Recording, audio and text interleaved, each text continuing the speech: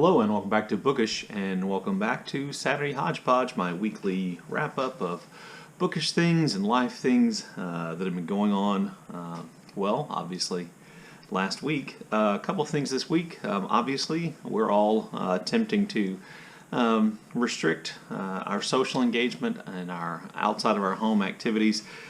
So let me just remind you that social distancing and not doing things outside your home that aren't emergencies or aren't necessities are to be avoided. I'm telling you that because Wednesday of this week, right before things really, I think, got really real for lots of us, I did go to the movies. My wife and I went to see the movie Emma, and while not encouraging you to go out of your house to see this movie, it was really, really good.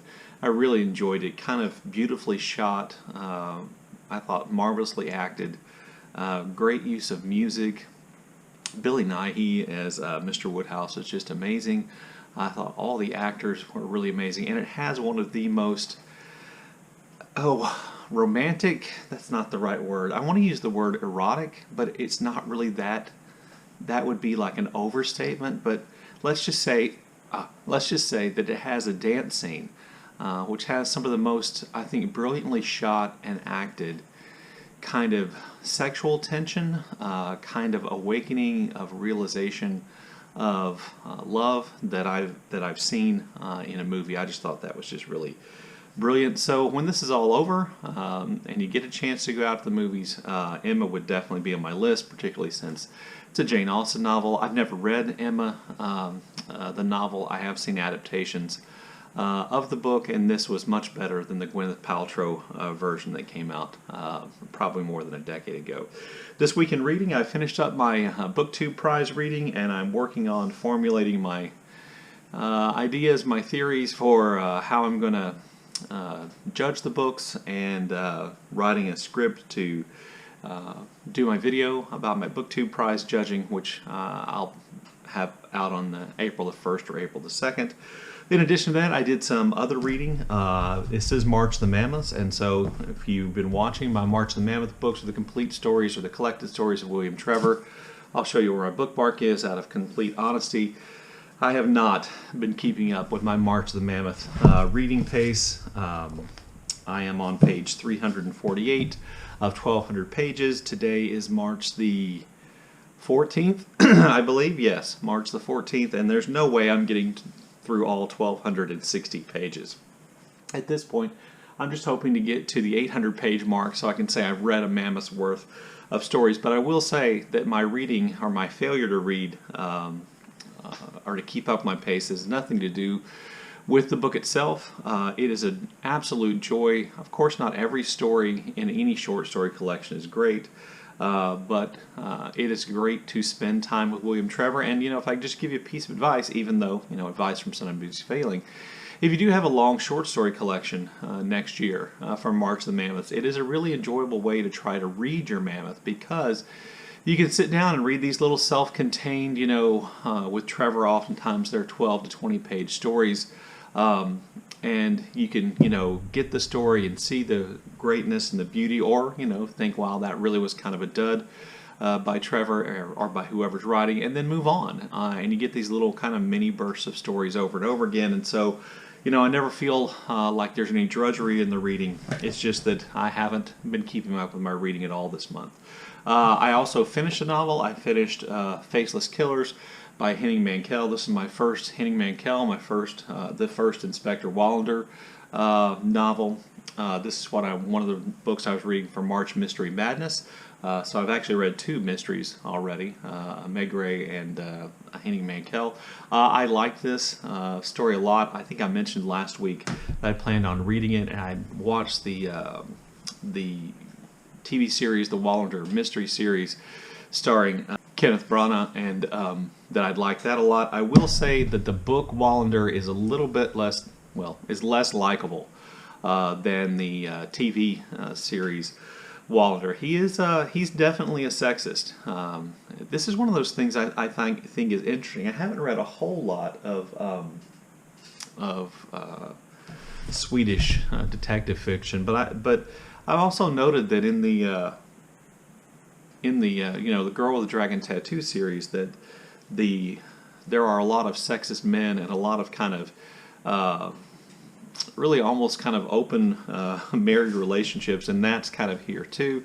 And then in this novel, there's a bit of with Wallander, there's a bit of reluctance to necessarily embrace immigration in Sweden, and it's changes that I think reflects a certain kind of racism on his part. I don't know where Henning Mankell came down on that, but Wallander certainly seems to be, a little bit out of step with what we'd call, or with today's attitudes on those things. And I'm hoping, and the novel kind of gives me the impression that that he is open to growth and that he will change over time a little bit. Because other than that, I like him. I like my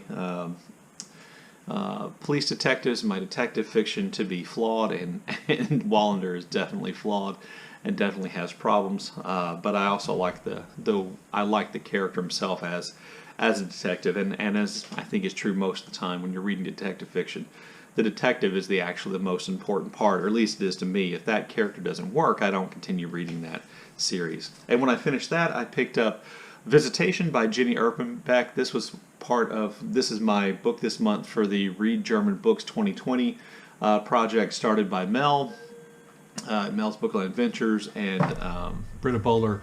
I'm about 50 pages into that 150-page novel. I really thought I'd have it finished by today, but I don't. Despite the fact that it's a really short novel, it is a really, what I would refer to as a dense read. It's not that there's a lot of information, but you do have to pay attention, and the style of the writing has a tendency to change from chapter to chapter or group to group, because essentially what it's doing is telling the story of the people who lived on a piece of property.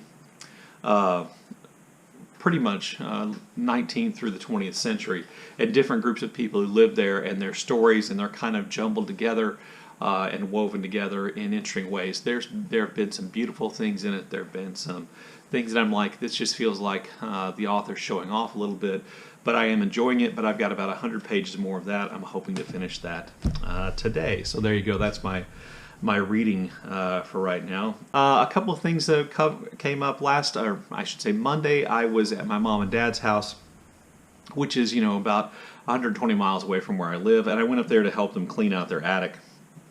They are in their late 70s, and in that stage, I guess, of life where they want to get everything in order.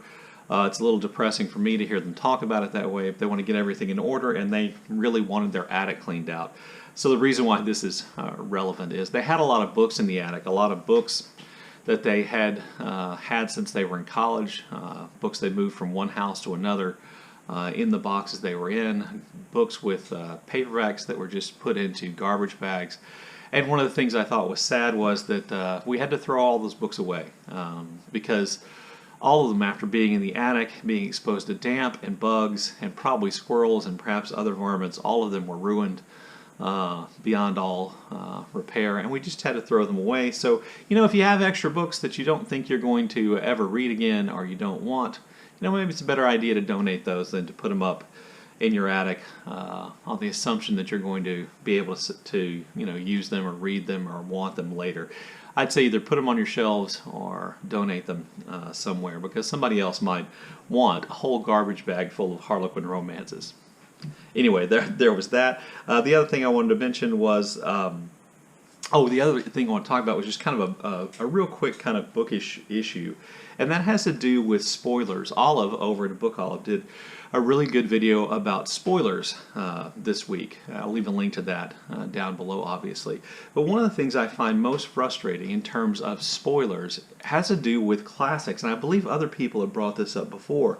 But a classic like a Penguin classic, if you read the back blurb, it pretty much tells you the story on the back panel. And then if you read the preface or the introduction, which are oftentimes really great essays by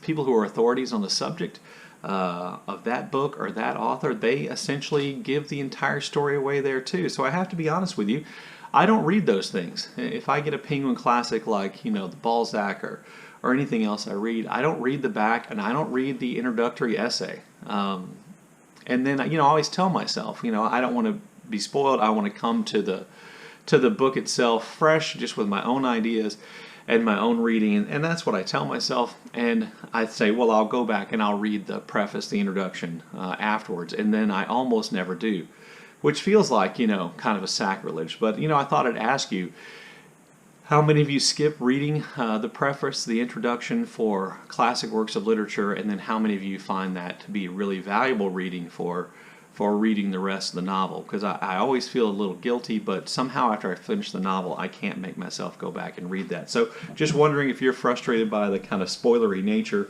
of those things as well, and whether or not you pay attention and read them.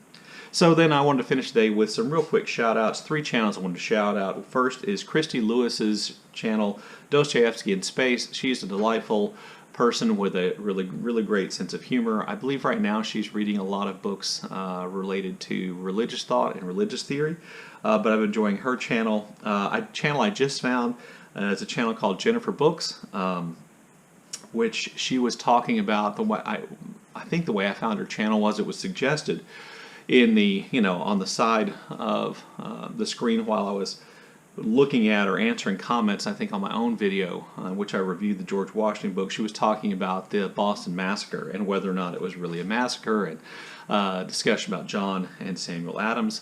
So I you know, commented on that channel and I subscribed. So, you know, check her out. She's got really good book-related content. I have no idea how many subscribers she has. She may have more than me, she may have less. And then I also want to draw your attention to the channel of Alan Braswell. Alan Braswell is a fellow Texan. He's really been getting started in BookTube. He does a lot of tags. He does a lot of discussion videos on his channel. So please go check him out and subscribe if you like the content there. Anyway, I'll leave a link to all 3 of those channels in the description box below. I look forward to your comments. Everybody stay safe and stay as healthy as possible. And thank you for watching.